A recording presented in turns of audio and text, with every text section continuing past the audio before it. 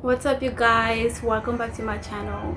I just want to come in here and encourage somebody that is dealing with a disappointment or a setback. I'm reminded of a story of a time that I encountered a huge disappointment and God turned it around for my good, and I'm just here to encourage you. When I want to say 18 or 19 years old, I was at a job I didn't like. I really didn't like that job. You know, when you don't have a college degree, you're gonna do some of these odd jobs until you find a good job that you like. So I didn't like the job that I was at. My cousin, her mom owns an agency, and my cousin and I were friends, so I always used to go and visit her at her office, and she worked in an office, and I always wanted to work in an office. Like, oh my god, that'd be so cool to work in an office. Every time I ask her if they're hiring, she'll say, oh no, we don't have any openings, and they really didn't have any openings. So I just stayed at my dead-end job until one day I just got tired. You know, I was a new Christian at that time, and I was trying to walk in this journey of faith with God, you know, and I remember just thinking that sometimes faith is not, you know, waiting, playing it safe until it happens. Faith is just stepping out there and hoping that God will catch you, right? So as a young Christian, I'm like, okay, I'm going to take a step of faith, and I decided to fast for 3 days. Go on a 3-day fast, no water, no food for 3 days. And I told God, because sometimes when you are fasting about an open door, sometimes you have to make it very, very plain to God, and you have to break it down like, God, this is what I'm fasting for, this is what I want. So I told God, I'm going on a 3-day fast, and I want to work at my cousin's company. So open a door for me to work there. I was very specific about that. I don't know how the opening is gonna come, but that's what I'm, you know. With faith, you don't have to figure out the logistics. You just do it, and then God moves. On Tuesday is when I decided I was gonna fast. So my fast was supposed to start on Wednesday, and then I was gonna break it on Friday. So I started my fast on Wednesday. Obviously, I'm like 18 at this point, and I had never done a 3-day fast before, so it's a difficult fast. And my job at that time, I was doing home health aid. It's one of those jobs where you go to like elderly people's homes, you cook for them, you help them with their medications, you clean their house, and then like run errands for them, that kind of stuff. And unfortunately for me at the time, my client was one of those clients who liked to walk around. Like, that woman did not like to stay at home. So we were always, and she didn't have a car. So we either walked around through like buses, or we walked to a lot of places. And on a regular day, it's exhausting, right? On a regular day, it's exhausting. On a day I'm fasting, oh Jesus, it was super exhausting. So day one, all day Wednesday, I get home like, oh my God, Lord, I just give you the praise. I pray, and I remind God again, like, Lord, I want to work at this agency. I just want to work at this agency. Next day, Thursday morning, when I wake up, I'm like, oh my God, so tired. Go back to work. This woman, like I said, busy bee, doesn't like to sit at home. So we are walking up and down the whole day. I'm like, hey, God, I'm going to die.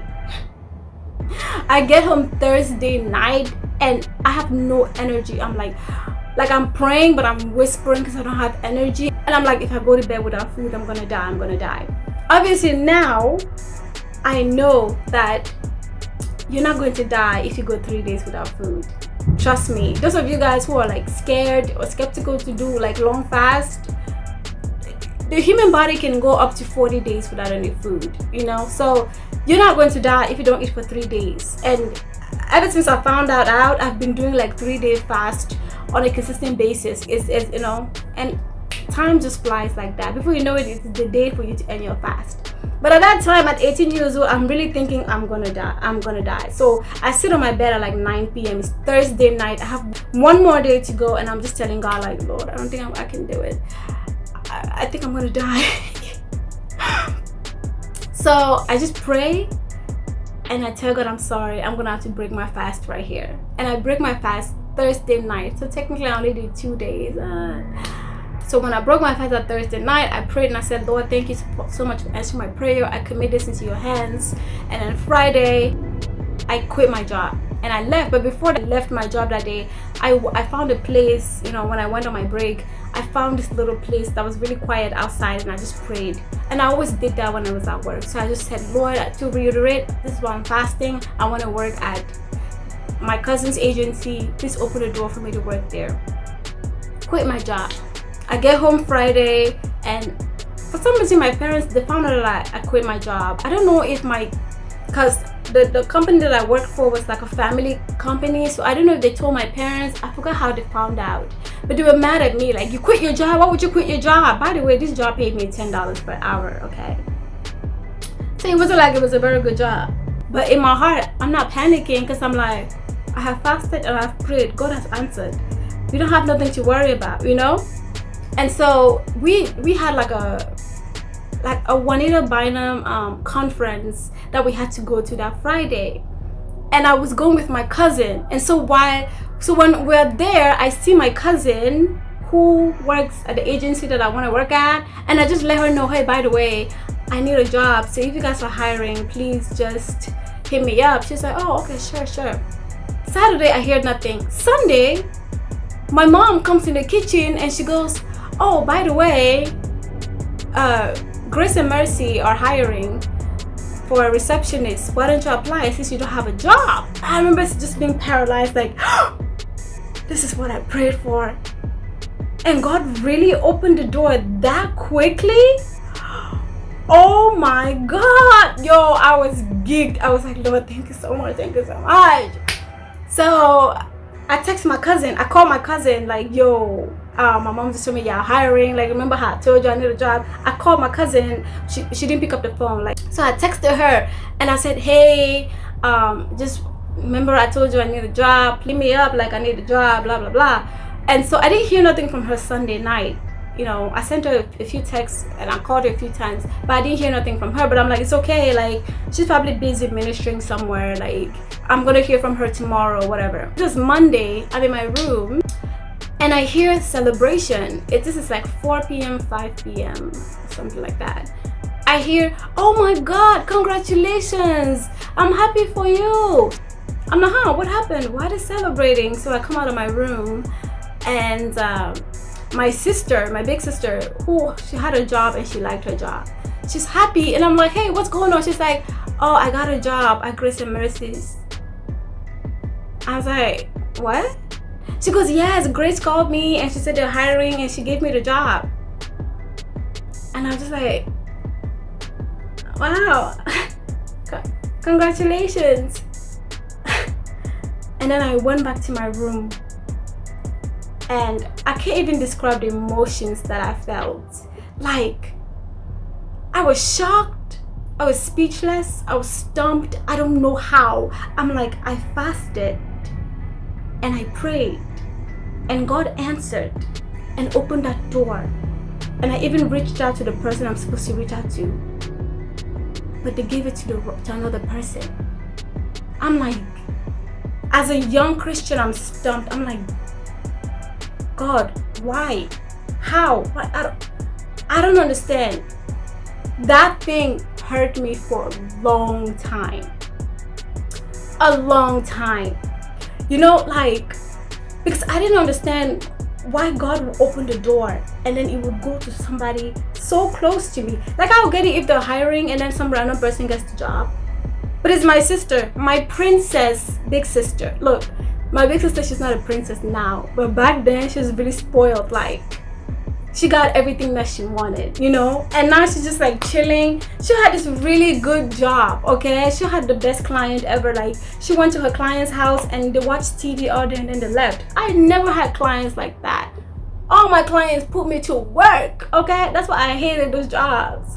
So she wasn't looking for a job. She loved her clients. Like, some days she'll go to work and her client would let her go at like 12 o'clock, but she'll still get her whole 8 hours. And she loved her job.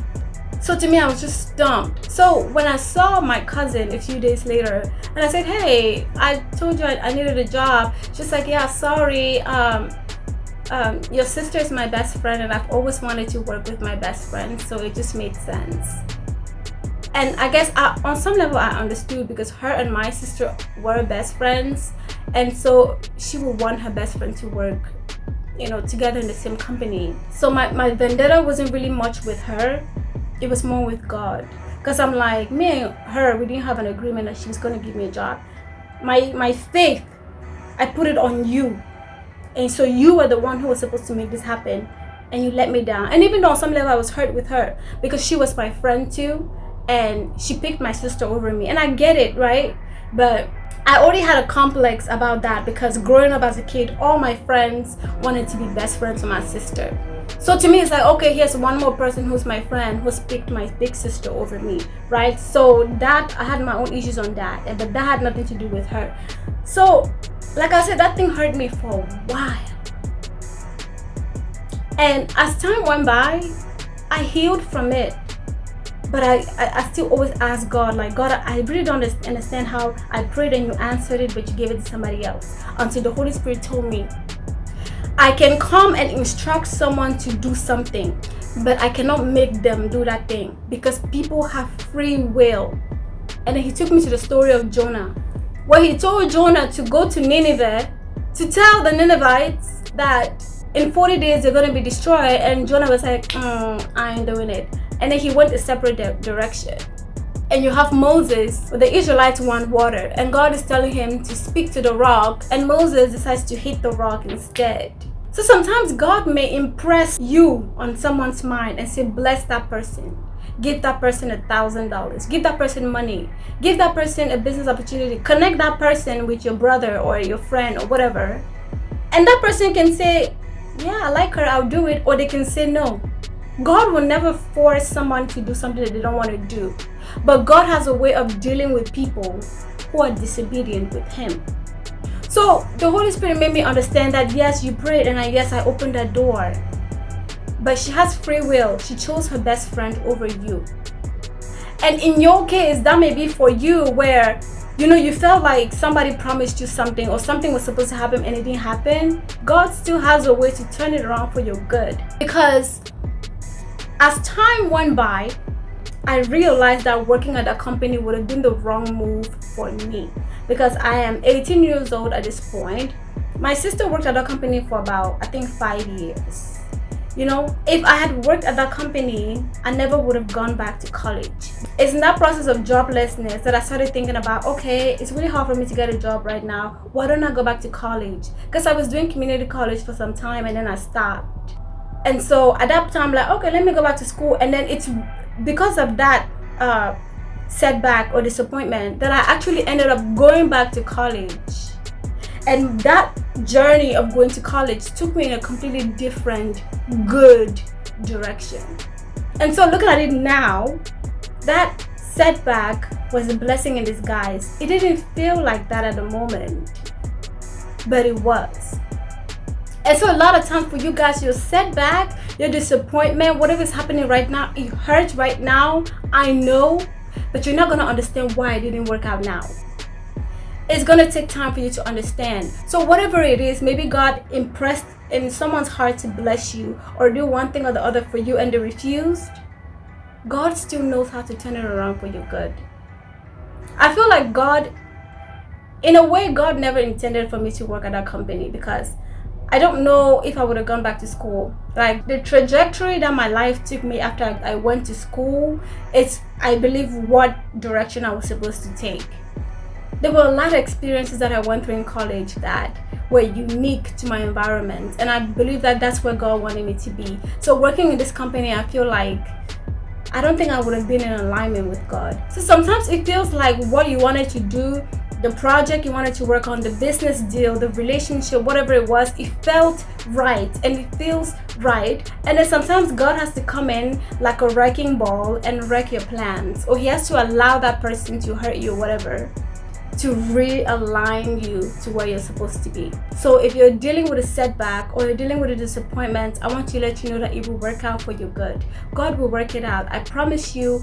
It hurts now. Trust me. Like I said, it put me in a dark place. Because as a new Christian, Like, I wasn't like a new Christian. You know, I was a Christian that had just started to eat like solid food, solid spiritual food, where God was putting me through like tough battles and tough tests, you know. And I was just like, God, I don't understand, but I do now.